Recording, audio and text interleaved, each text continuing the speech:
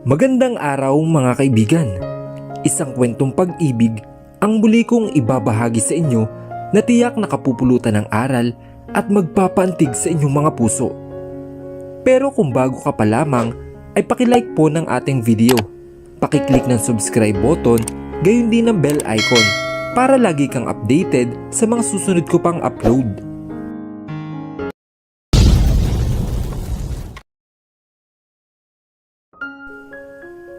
Pagkaalis ni Kalia sa cafe ay dali-daling pumunta siya sa kotse niya.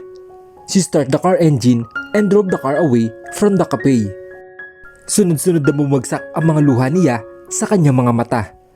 Bumuhos ang mga luhang pinipigilan nang maalala niya ang sinabi ni Angelo, ang mga pang-iinsulto nito sa kanya at ang kahihiyang ginawa niya sa cafe. Natigilan si Angelo nang sampalin siya ni Kalia sa kanyang mukha. Hindi inaasahan ng lalaki na gagawin niya iyon. Nang umalis si Kalia, pagkatapos sabihin sa kanya ang mga dahilan, ay nagkaroon ng pagdadalawang isip si Angelo. Paano kung wala talagang alam si Kalia tungkol sa kasal? Paano kung hindi niya talaga hiniling sa mga magulang nito ang pagpapakasal nilang dalawa? Paano kung wala siyang alam sa lahat ng bagay? At hinusgahan niya lang ito nang hindi niya alam ang lahat. Napailing si Angelo sa naisip niya. Tumayo si Angelo sa kinuupuan niya, saka lumabas ng cafe. Dumiretso siya sa kanyang sakyan, saka pinaandar ang makina papunta sa kanilang bahay. Ilang minuto nakalipas ay dumating na siya sa kanyang patutunguhan. Ipinarada niya ang kanyang sasakyan at pumasok sa loob. Nakita niya ang kanyang ina na umiiyak. Nagmamadali itong tumakbo papunta sa kanya. "Mom, anong problema?" Nag-aalang tanong niya sa kanyang ina. Tumingin sa kanya ang kanyang ina, saka muling umiyak at niyakap siya ng mahigpit. Nakaramdam tuloy siya ng kaba dahil biglang kakaibang kilos na ibinibigay nito. Kumabog ng malakas ang kanyang dibdib at hindi niya gusto ang ganoong pakiramdam. "Angelo," tawag ng kanyang ina sa pangalan niya. May gustong iparating ang tinig nito na tila hindi niya gusto. Humawalay siya sa pagkakayakap ng ina, sa kanya hinawakan ang dalawang balikat nito. "Mom, tell me, ano pong nangyari?" Tanong niya ulit na parang kinakabahan. Huminga ng malalim ang kanyang ina, saka sinubukang pigilan ang kanyang pag-iyak. "Nagpunta dito kanina ang doktor at sinuri ang tatay mo. Nagpalaboratory siya at may nalaman ng doktor pagkalabas ng resulta." Tugon ng kanyang ina, saka muling umiyak. Kumunot ang noo ni Angelo nang marinig ang sinabi ng kanyang ina. Bumilis ang tibok ng puso nito. "Ano iyon, ma?" Nakaramdam ulit siya ng kaba, ngunit nakuha niya pa ding magtanong. "May kanser ang tatay mo, Angelo." Naupo po ang kanyang ina sa sahig pagkasabi nito sa kanya ng balita. Biglang bumagsak ang kamay ni Angelo na nakahawak sa balikat ng kanyang ina. Nagdilim ang isip ni Angelo nang marinig ang balita. Parang hindi gumagana ng tama ang lahat sa kanya. Umiling siya. Hindi pa rin makuha at iproseso ang kanyang narinig. "What do you mean, Mom? Dad is very healthy though. Wala tayong nakitang sintomas ng cancer." Hindi makapaniwalang tanong ni Angelo sa kanyang ina. Hindi pa rin makapaniwala sa kanyang narinig. "Oo, wala siyang ipinakitang sintomas sa atin dahil itinago niya iyon para sa kanyang sarili. Halos 2 taon na niyang alam ang tungkol sa cancer niya. Pero nanahimik siya dahil natatakot siyang sabihin sa atin." "Nasaan si Dad, Mom?" "Sa kwarto namin, anak. Hindi ko na alam ang gagawin ko, Angelo. Hindi ko alam kung magiging maayos pa ba ako kapag iniwan tayo ng papa mo." Kumakabog ang sakit sa dibdib ni Angelo na makitang umiiyak ang kanyang ina. Umiling siya bago sumagot. "No, Mom. Don't think like that. Si Dad, hindi siya aalis sa atin. He is a fighter. He will never leave us, okay?" Niyakap na mahigpit ni Angelo ang kanyang ina. "I'm sure makakahanap tayo ng paraan." Tinulungan niya itong tumayo. Pagkatapos ay pumunta sila sa kanyang ama. Bumuntong hininga si Angelo, saka pinihit ng 2 beses ang doorknob. Saka sila pumasok sa kwarto nito. "Dad!" Tawag niya sa atensyon ng ama na nakatingin sa bintana. Iniwas ng kanyang ama ang tingin nito sa kaniya nang tawagin niya ang atensyon nito. Pagkatapos ay binigyan siya ng isang mainit ngunit malungkot na ngiti. Nakikita niya sa mga mata ng kanyang ama na nasasaktan ito. Naghihirap ngayon sa kanyang sitwasyon. At makikita rin niya sa kanya na ipinaglalaban niya ang kanyang buhay. At tumama ang sakit sa dibdib ni Angelo na makita iyon. "Angelo, anak, okay ka na ba ngayon?" Tanong nito sa kanya habang naglalakad papunta sa kama nito. Tumango ang kanyang ama. "Oo, okay lang ako, anak. Don't worry, Dad. I will find a way and I will do everything to make you better and okay. So you should fight also, Dad. We can get through this together, okay?" "Oo naman, anak," simpleng sagot ng kanyang ama. Umalis ang nanay ni Angelo para ihanda ang gamot ng ama niya at si Angelo na lang at ang kanyang ama ang naiwan sa kwarto. "Nakausap ko na po si Tito Franco." Sinimulan niya ang pag-uusap pagkatapos ay tumingin sa kanya ang kanyang ama. "So anong nangyari?" Bumuntong hininga siya sa kalumunok bago sumagot sa ama. "Everything's okay, Dad. Malapit na po ang kasal." Tumango ang kanyang ama. "Nasabi mo na ba sa tito mo ang sitwasyon ko?" Umiling si Angelo. "Hindi po." Tumango naman ang kanyang ama. "So if the wedding will be happening tomorrow, hindi na ako makakapunta nun." "It doesn't matter, Dad. You and Mom should not worry and just stay here to have some rest. Your health is what matters to me the most. It's not like I wanted a marriage though." Pero magtataka sila kung bakit hindi kami dumating. "Don't worry, I will take care of it. You shouldn't stress yourself out with that kind of thing. You should worry about yourself and not with the marriage, Dad," sabi ni Angelo sa kanyang ama. Tumagal ng halos kalahating oras ang kanilang pag-uusap. Nang sa wakas ay nagpasya si Angelo na pumunta sa kanyang silid. Nakaramdam siya ng labis na pagkabigo at pagkawasak sa lahat. Pagka-uwi ni Kalia sa kanilang bahay ay dumiretso na ito sa kanyang kwarto. Doon niya ibinuhos ang sakit at sama ng loob na nangyari kanina. "Kaya mo yan, Kalia," bulong niya sa kanyang sarili. "Pumasok ako sa banyo at hinayaang umagos sa katawan ko ang tubig na nagbumula sa dutsa. Kasabay niyon ang pag-agos ng masaganang luha. Isang oras akong ganoon bago ko naisipang magbihis. Dahan-dahan akong humiga sa kama habang iniisip ang nangyari kanina. Dahilan para pumutak muli ang luha sa aking mga mata. Wala na ako ibang nararamdaman sa puso ko kundi puro sakit. Napabangon ako nang marinig ang pagkatok ni na Mommy at Daddy sa labas ng aking kwarto. Nakikiusap silang buksan ko ang pintuan hanggang sa mawala ang ingay sa labas. Marahil ay nanawa sila o baka piniling bigyan ako ng panahon para mapag-isa. Ilang oras din ang ginugol ko sa pag-iyak bago ako hilahin ng antok. Nagising ako sa sikat ng araw na dumarampi sa aking pisngi.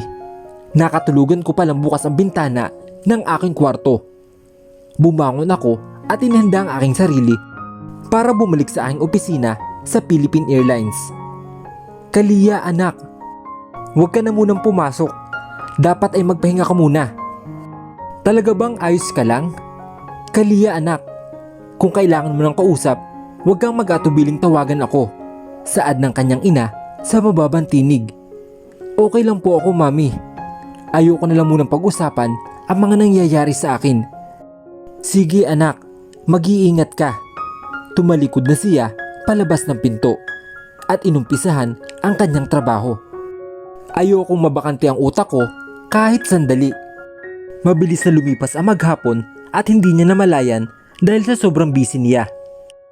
Paglabas niya ng trabaho ay nakita niya si Angelo na nakasandal sa kanyang kotse. "Kalia, pwede ba tayo mag-usap?" "Ano pa ba ang pag-uusapan natin?" I said in irritation. "Look, Angelo, kung ano man dahilan kung bakit mo ko iniwan sa kasal ay ayoko nang malaman. I guess this will be the end for both of us. Total hindi rin naman natin maibabalik pa sa dati ang lahat dahil sinira mo na." Naglakad ako palayo kay Angelo. "Kalia!" Hinabol ako ni Angelo at nang maabutan ako ay hinawakan na mahigpit ang braso ko. Let go of me, Angelo. Maras kong hablot sa aking braso. No, Kalia. Hindi pa tayo tapos mag-usap. Pagmamakaawa niya na tila nauubusan na sa kanyang pasensya. Wow, Angelo. Gusto mong sundin kita? There's nothing between us, Angelo. Tapos na tayo, Angelo. At saka, wala naman tayo. May diin kong sinabi. Hindi ako papayag na iwan mo ako. Kalia, kahit sang simbahan, papakasalan kita. His voice is gentle pero hindi yun sapat para mantig ang puso ko. Isang malakas na sampal ang pinalipad ko sa pisngi niya na nagpawindang sa kaniya. Hawak niya ang pisngi na saktan. Angelo, hindi ako aso na pwede mong iwan kung saan at babalikan kung kailan mo gusto. Hinihingal na sigaw ko. You are my first love, Angelo, and the person I wanted to spend the rest of my life with. Patuloy kong sabi. Wala akong pakialam kung pagtingin naman kami ng mga tao sa labas ng airlines. Oo, Angelo, ikaw lang ang una kong minahal, pero ikaw rin pala ang unang wawasak sa akin. Unti-unting pumatak ang mga luha ko sa aking mga mata. Labis kong pinagsisisihan ang pag-iyak sa harapan niya, kaya mabilis kong pinahid ang aking mga luha. Saka ako tumalikod para takbuhin ang aking sasakyan. Pinaharurot ko ang sasakyan palayo kay Angelo. Ayoko munang umuwi at magmumukmuk na naman sa aming bahay, kaya minabuti kong dumaan sa isang bar. Gusto kong makalimot kahit sandali. Pinilit ko maupo sa stool, nakaharap mismo ang bartender. "One tequila please," sabi ko dito. "Yes ma'am." Maya-maya pa ay nilapag ng bartender ang shot glass na may laman tequila at inistraight ko naman agad ng inom. "One more please." Hindi ko pinansin ang lemon na nasa aking harapan. "Heto po ma'am," he politely said when he gave me another shot. Muli ay diretso ko yung ininom. Nakailang shot na ako bago ko maramdaman ang tama nito. "Waiter, one more please," pabulol kong sigaw. My eyes were blurred. Ramdam ko na rin ang pagkahilo ko. Kakamot-kamot ng ulo ang bartender bago kumuha ng baso. Nang tangkang iabot na niya ang baso, ay may isang kamay na umagon yun mula sa akin at tahasang ininom iyon. "Hey, that's my drink," sisinok-sinok na sinabi ko. "You're drunk," a man said in his baritone voice. I chuckled and slowly lifted my head to look at him. "And who the hell are you?" I slurred. Ilang pagpikit din ang ginawa ko. Hindi ko siya masyadong maaninag dahil sa kislap ng mga ilaw sa paligid. Pero mukhang matangkad siya. His jaw was prominent and perfectly sharp. When our eyes met, my heart throbbed. "Where is your place? I'll take you home," he softly said. "At sino ka naman para sabihin kung saan ako nakatira ha?" I exclaimed, nudging at his broad chest. Pansin kong matigas ang pangatawan niya. Mukhang alaga sa gym. "You're drunk. You can't drive on your own," he replied. Tumingin siya sa bartender bago may dinukot sa bulsa. "Keep the change." Inabot nito ang bayad sa kamiling humarap sa akin. "Let's go. I will take you home," he said with authority. Sabay kaming lumabas at dumiretso sumakay sa kotse ko. Hinayaan ko siya na mag-drive ng sasakyan. Matapos kong sabihin sa kaniya kung saan ako nakatira, sumandal lang ako sa upuan at mabilis na hinila ng antok. Naramdaman ko na lang na may yumuyugyog sa balikat ko. I slowly opened my eyes and looked up at the guy by my side. He has a perfect pair of eyes, brown eyes drilling into mine. I couldn't help but think, I've never seen such eyes with so much light in them. Nag-init ang dalawa kong pisngi dahil sa titig niya. Pinutol ko ang tingin at bahagyang inayos ang aking sarili. "Where are we?" "Nandito na tayo sa village nyo," he said in a hushed voice. I cleared my throat and tried my very best to look away. Yeah, iyon na lamang ang nasabi ko. Lumabas siya ng sakyan para pagbuksan ako ng pintuan. I hesitantly went outside my car. Dahil sa pagkataranta ko at kalasingan ay nawalan ako ng balanse. Huli na para pagsiyan ko ang lahat dahil sumubsob na ako sa malapad niyang dibdib. His sturdy hands held me steady by the waist habang ako ay halos yakapin na siya. "You alright?"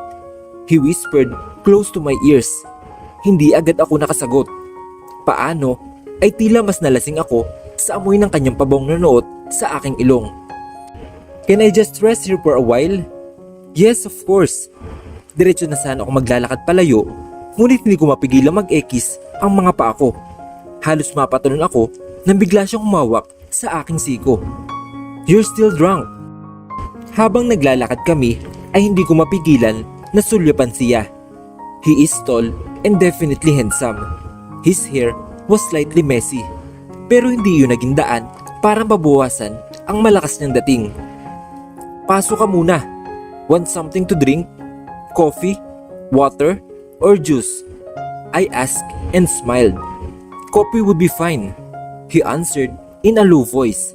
I quickly nodded and walked toward the kitchen. Nasa living room naman siya. Nang makabalik ako, ay naabutan siya nakatalikod at nakamulsang tumitingin sa mga picture namin. Tumikim muna ako bago ko inilapag ang kape sa glass table. "Here's your coffee," I interrupted.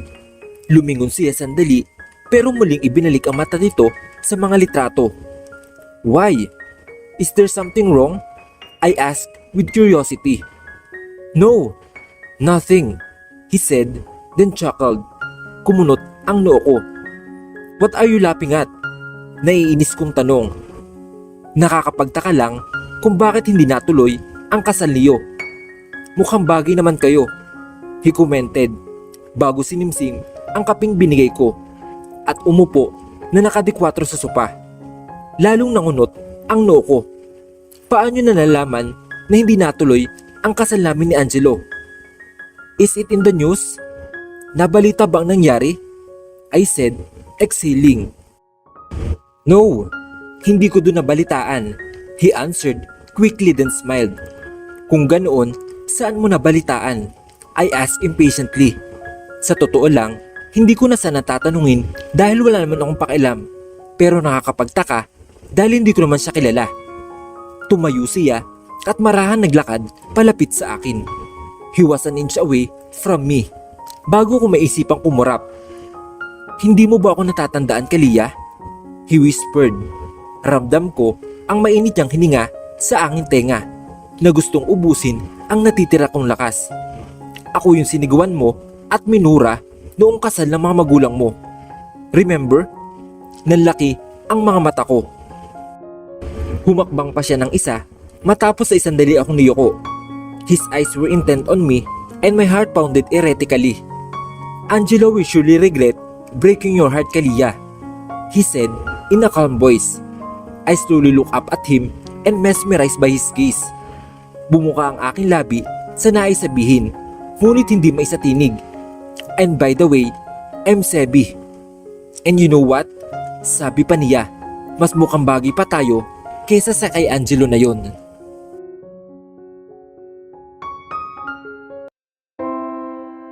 Ano ang magiging papel ng kababata niyang si Sebi sa buhay ni Kalia? Siya na bang magbibigay kay Kalia ng tunay na pagmamahal na matagal niya nang inaasam? Ano ang naghihintay na kapalaran sa kanilang dalawa? Sabay-sabay po nating tunghayan sa susunod na kabanata ng ating kwento. Hanggang sa muli, mga kaibigan. Paalam!